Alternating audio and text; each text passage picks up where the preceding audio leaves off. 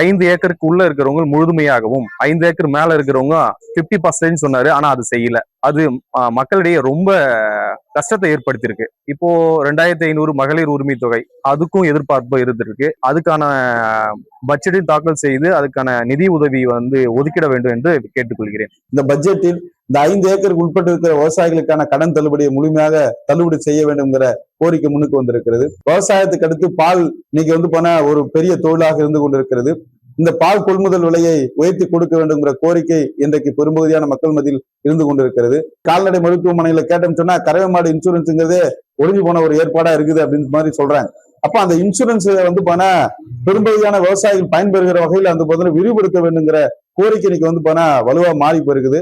எனவே இதெல்லாம் தமிழ்நாடோட பட்ஜெட்ல நம்ம போனா விவசாயிகள் சார்பா எதிர்பார்க்கிற மிக முக்கியமான விஷயமாக இருந்து கொண்டிருக்கிறது.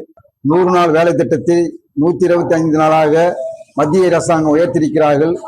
தமிழக அரசாங்கம் கூடுதலாக நிதி ஒதுக்கி 125 நாள் வேலையை அனைத்து விவசாய தொழிலாளிக்கும் தர வேண்டுமாய் பொதுமக்கள் சார்பாக கேட்டுக்கொள்கிறோம். தமிழ்நாட்டில் சுற்றுச்சூழல் கேடுகளால் மாசடைந்து நிலத்தடி நீர் குறைந்து இருக்கின்ற நிலையை உயர்த்தும் வகையில் பட்ஜெட்டில் ஒதுக்கீடு செய்தும், பெருகி வருகின்ற கிராமப்புற நோய்களை கட்டுப்படுத்தும் வகையில் சுகாதாரத்துறைக்கு அதிக நிதி ஒதுக்கீடும், போதை பழக்கத்திலிருந்து இளைஞர்களை மாணவர்களை மீட்டெடுக்கும் வகையில் கல்வித்துறையில் புதிய மாற்றங்களை கொண்டு வரும் வகையில் நிதி ஒதுக்கீடும் செய்ய வேண்டும் என்று நான் தமிழக அரசை வேண்டி கேட்டுக்கொள்கிறேன். தமிழ்நாடு நிதிநிலை அறிக்கை ஏழை எளிய மக்களுக்கு பாதுகாப்பாக இந்த நிதிநிலை அறிக்கை இருக்க வேண்டும் என்பதுதான் என்னுடைய கருத்து.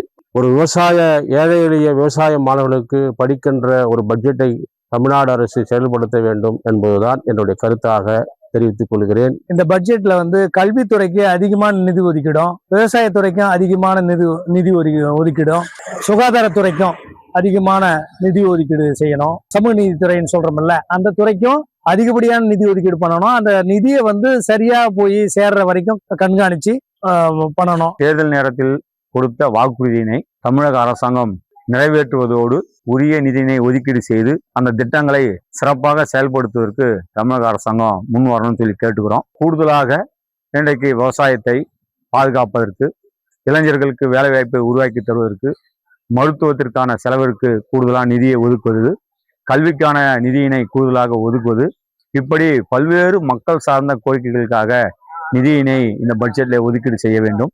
விவசாயிகள் மறுபயிர் செய்ய முடியாமல் தவித்து வருகிறார்கள். இவர்களுக்கு இந்த அரசு, தமிழக அரசு ஒவ்வொரு குடும்ப அட்டைதாரருக்கும் 20,000 ரூபாய் வழங்க வேண்டும். தமிழக விவசாயிகள் அனைவருக்கும் விவசாய கடன் தள்ளுபடி செய்ய வேண்டும்.